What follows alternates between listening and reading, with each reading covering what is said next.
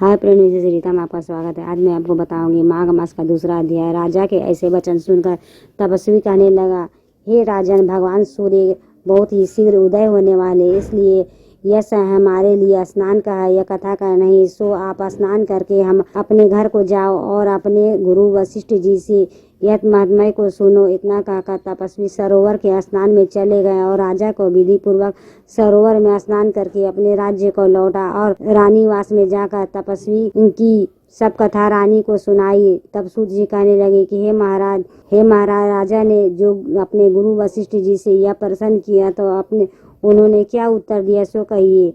व्यास जी कहने लगे, हे सूत जी, राजा दिलीप ने रात्रि का सुख से सोकर प्रातः समय ही अपने गुरु वशिष्ठ जी के पास जाकर उनके चरणों को छूकर प्रणाम करके तपस्वी को बताए हुए प्रश्नों को अति नम्रता से पूछा कि गुरु जी, अपने आचार दंड नीति, राज्य धर्म के चारों वर्णों के चारों और आश्रमों के क्रियाओं को, दान और उनके विधान का यज्ञ की उनकी विधियां, व्रत और उनकी प्रतिष्ठा तथा भगवान श्री विष्णु की आराधना अनेक प्रकार से तथा विस्तार पूर्वक मुझको बतलाइए। तब मैं आपसे माघ मास के स्नान के महात्म्य को सुनना चाहता हूँ। सो हे तपोधन, नियम पूर्वक इसकी विधि समझाइए।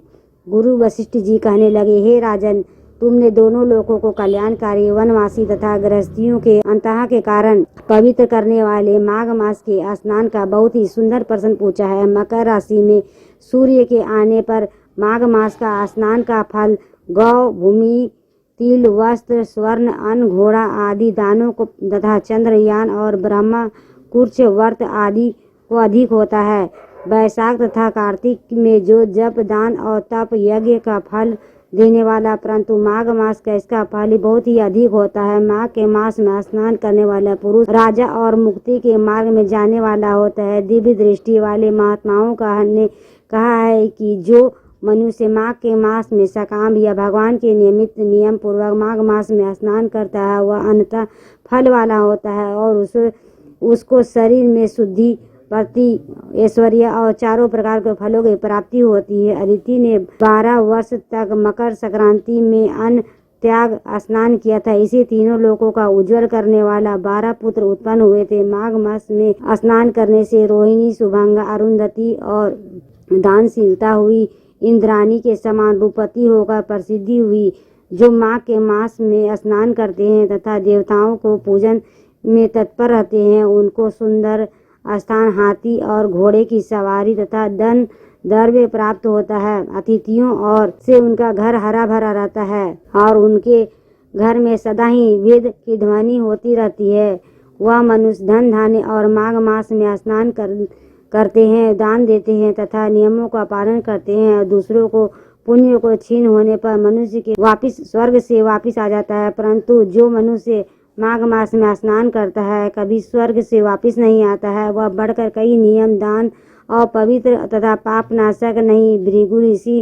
भृगु ने मणि पर्वत पर विद्याधरों को यह सुनाया था। जब राजा ने कहा कि हे ब्राह्मण, भृगु ऋषि ने कब मणि पर्वत पर विद्याधरों को यह उपदेश दिया, सो आप बताइए। तब ऋषि जी ने कहने लगे, हे राजन, एक समय 12 वर्ष तक वर्षा न होने के कारण, सब प्रजा छीन होने के कारण संसार में बड़ी ही उद्विग्नता फैल गई थी।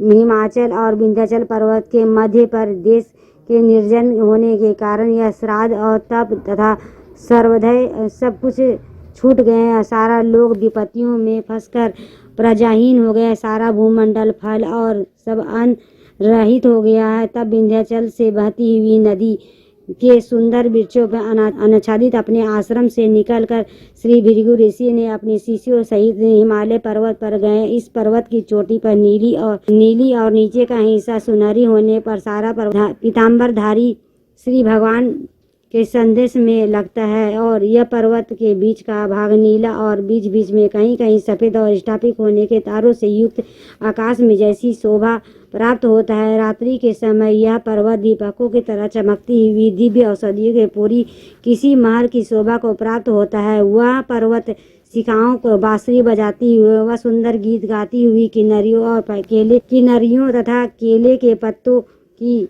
पताकारों से अत्यंत शोभा को प्राप्त हो रहा है। यह पर्वत नीलम पन्ना पुखराज तथा इसकी चोटियों से निकलती हुई रंग बिरंगी किरणों से इंद्रधनुष के समान प्रतीत होता है। स्वर्ण आदि सब धातुओं से चमकते हुए रत्नों के चारों ओर फैली हुई अग्नि ज्वाला के समान शोभयान और इनकी कंदराओं में काम पीड़ित विधाधारी अपने पतियों के साथ आकर रमन करती है और गुफाओं में ऐसे ऋषि मुनि अपने संसार के सब कैलाशों में जीत लिया है। रात दिन ब्रह्म को ध्यान करते हुए शिव की आराधना में लगे हुए पर्वत के नीचे भागों में जंगली हाथी और बच्चों के साथ खेल रहे हैं और तथा कस्तूरी वाले रंग बिरंगे मृग के झुंड इधर उधर भाग रहे हैं। यह पर्वत सदा ही राजहंस और मोरों से भरा रहता है, इसी कारण इसे हेमकुंड भी कहते हैं। यह सदैव ही देवताओं को और अप्सराओं का निवास करते हैं। दोस्तों, ये वीडियो आपकी कैसी लगे, लाइक करें, सब्सक्राइब करें, बेल वाला आइकन को ऑल में प्रेस करें ताकि इसी तरह के लेटेस्ट वीडियो रोजाना मिलते। अगला तीसरा अध्याय अगले एपिसोड में सुनिएगा।